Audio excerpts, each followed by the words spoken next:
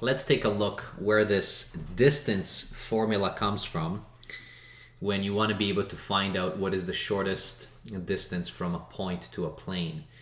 Now, I explained this concept with regards to projections. So really it comes from projections, but once you learn that concept of projection, you can really, short case your path towards finding the distance. I'll put up the link to the process of finding the distance from a point or from a line to a plane using projections. And then here I'm going to actually explain to you why this is the actual formula. So when you're doing your dot products and what comes out of this.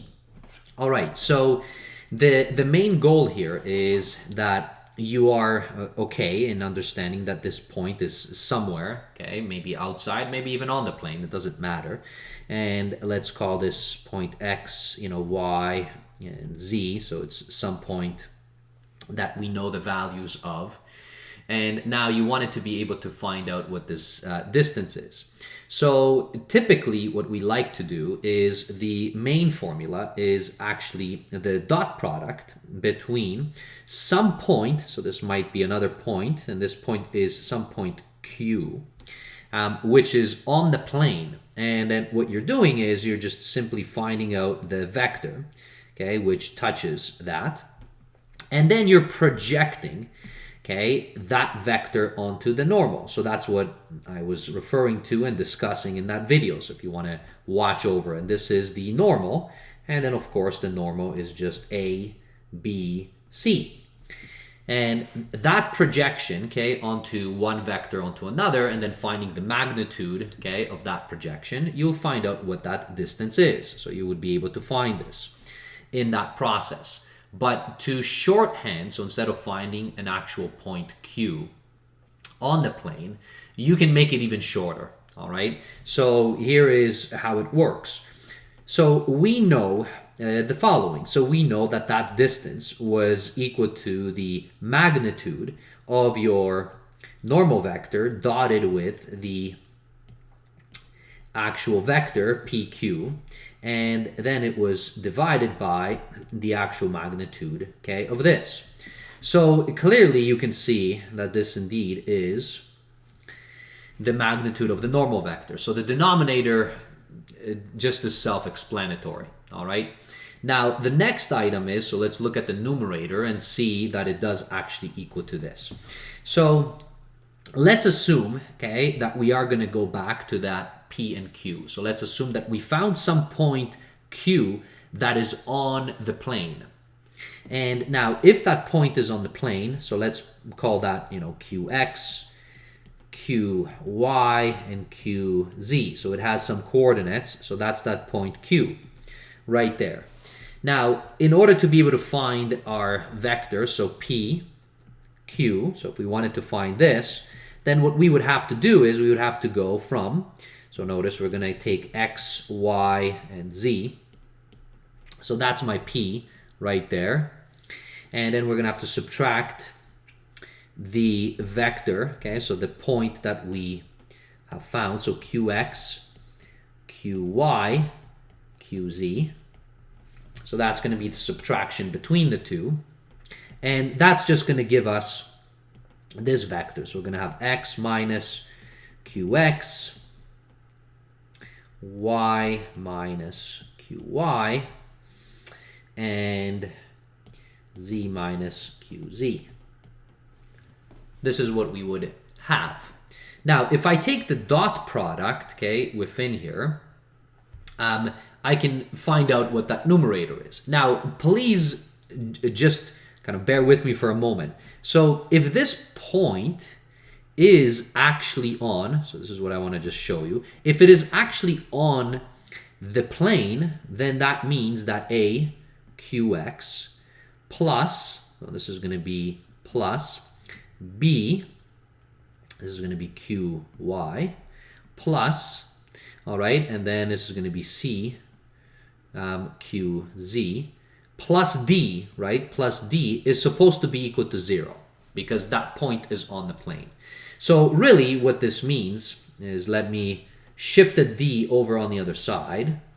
So what that means is this is just equal to negative d, right? If I shifted that d over onto the right-hand side.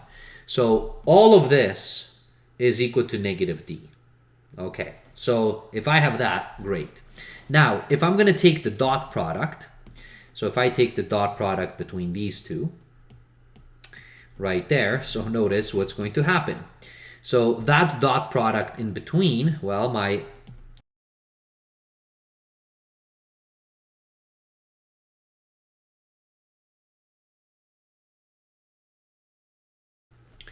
so there you go. So after just kind of rearranging, so here it is. Here's your A B C right there. Here is, you know, those components right there. I just took out the negative, but hold on a second. Okay, so all of this, which is, it's exactly this, right? So this is what we have over here. This is just equal to negative d. So if you substitute negative d in there, you're going to get negative, and this is negative d. So the negative and negative cancels. And then what you're stuck with is ax plus by plus cx plus d, okay? Which makes your life now a lot easier. So you don't technically need a point, right? What you have is you need what is the point that you want. So what is your p? So if that p is your x, y, z, now you could call them whatever you like, you just basically will substitute it back into your formula. So ax plus by plus c, cz, sorry, it's not x there. Okay, and then once you do your substitution, you know, you have plus your d. Now you want to find its magnitude, because that's what we want. We want the dot product, so we want the magnitude of this, because it could be negative. And then you will just simply divide by the magnitude of that, which is actually the formula itself. So that is way easier than, you know, going around and finding points and finding, you know, subtracting and so on. It's very, very quick to be able to find this. So for instance, as an example, you know, if I would give you one, let's take a point. So it's just some random, you know, point right there. And let's take, you know, a random, for example, plane. So let's make it 2x minus y plus 3z, I don't know, plus 2 equals to 0. So there you have it. So now, in order to find it, then the only thing now you're going to do is you're going to say that, all right, let me substitute the point right in, take the magnitude of this. So this is going to be 2 times 1 minus, this is going to be 2 plus 3, so negative 5, plus 2, and then divided by the magnitude, so 2 squared plus negative 1 squared plus 3 squared, and you have your distance. So now you can go ahead and do that. So this is going to be what? 2 minus 15 plus 2, that's gone. So this is going to be negative 13, so take the magnitude of negative 13, or the absolute value, it's going to be 13. And then divided by whatever that junk in the bottom is. So that's going to be 4 plus 1 plus 9, so 14. So there you have it. And that is your distance. That's what you would have. So it's much, much faster than, you know, the video that I did to try to explain where it actually comes from. So I hope that you find this helpful. The only thing is, you know, if you still remember that it's projections, then it makes it easier to remember this. But this is a pretty neat little formula to be able to find the distance. So the shortest distance, right, from a point to an actual plane. All right, thanks for watching. We'll see you in a future video. Bye, everybody.